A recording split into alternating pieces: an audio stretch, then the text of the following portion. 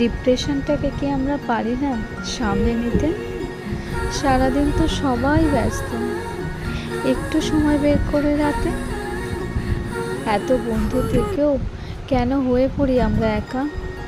সময়ের সাথে চলতে গিয়ে বুঝি হয় না কারোর সাথে দেখা। তবে ফেসবুকে এত বন্ধু, সবার ভরে আছে ফ্রেন্ড লিস্ট।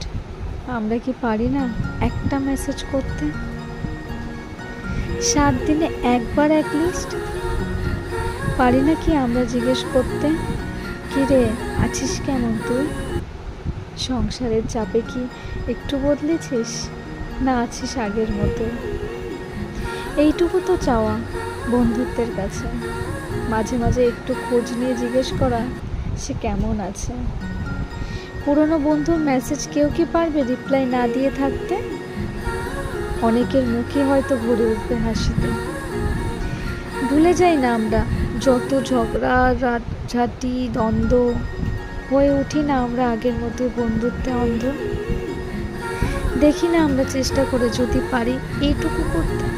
সারাদিন তো সময় হয় না, সময় বের করি একটু রাতে। বন্ধুত্বের হাত বাড়িয়ে রেখেছি, পারলে হাতটা ধরিস।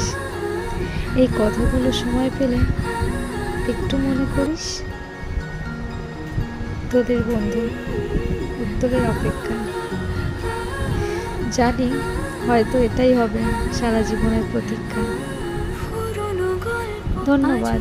শুরু হতে চায়।